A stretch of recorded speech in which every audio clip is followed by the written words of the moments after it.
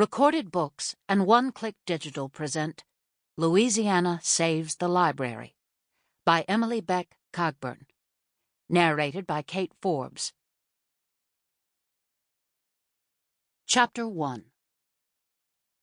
Louisiana Richardson was tempted to go back to her Cheerio-littered van and find a coffee shop to hide in. Cleaning the house, preparing for the babysitter, and tearing herself from her crying 1.5-year-old daughter, Zoe, had been exhausting. Besides, she was sure that she'd just been invited to the shower so Trish's baby could be outfitted with the latest in high-tech infant gear. A fellow library science professor at Louisiana A&M, Trish had never graced her with more than a terse hello.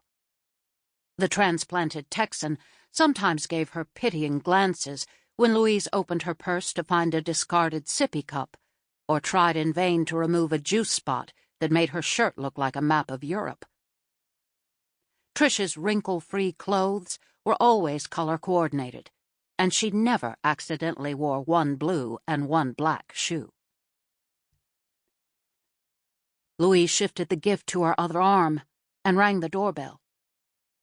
One side of the package bulged with an excess of crumpled-up paper, and the box peeked out on the opposite end. With her children constantly interrupting, she'd barely managed to get the thing wrapped, let alone make it look pretty. The sight would have made Martha Stewart choke on her almond tea biscuit.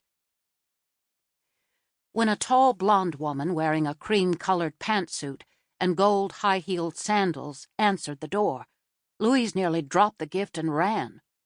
But it was too late. "Hi, I'm Louise," she said, manufacturing an upbeat tone of voice.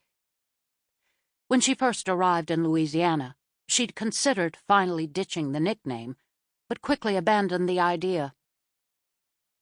Louisiana had sounded exotic and interesting to her childhood friends in Minnesota.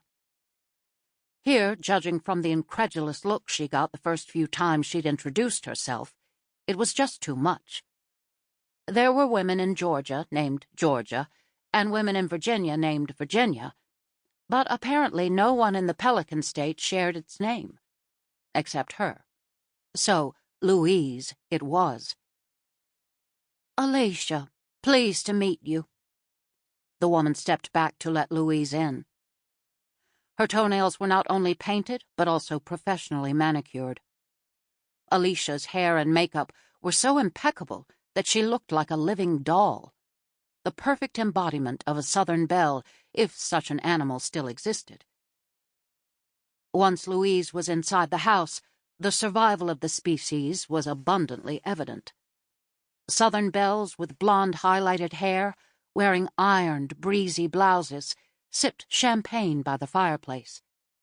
Southern belles in creased slacks balanced tiny plates of bite-sized morsels as they admired the gifts piled next to Trish. Southern belles with charm school posture and blemish-free skin trotted to the kitchen in their strappy, high-heeled sandals to refill drinks. Louise was a mutt in a room full of purebreds. She hadn't realized that baby showers down south were so formal. In Minnesota, her jeans and plain black t-shirt would have been perfectly acceptable, but they were shabby next to the silk blouses and tailored pantsuits. As usual, her makeup was limited to an indifferent slash of cinnamon lipstick, and her straightish, shoulder-length brown hair wasn't tinted, fluffed, blow-dried, or permed. Louise couldn't afford a manicure or a dye job, and all her clothes were relics of the previous decade.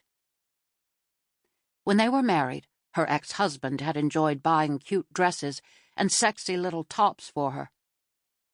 Shopping for clothes with Brendan had made her feel like a princess. On her own, Louise had no motivation to update her wardrobe. Her ex was gone, and chasing after children didn't require cocktail wear.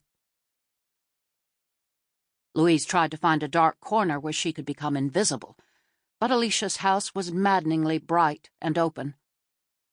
The combination of the 10-bulb chandelier in the living room, kitchen, dining area, and the sunlight coming in through the windows lit up every inch of the space. The beige Sample complete. Ready to continue?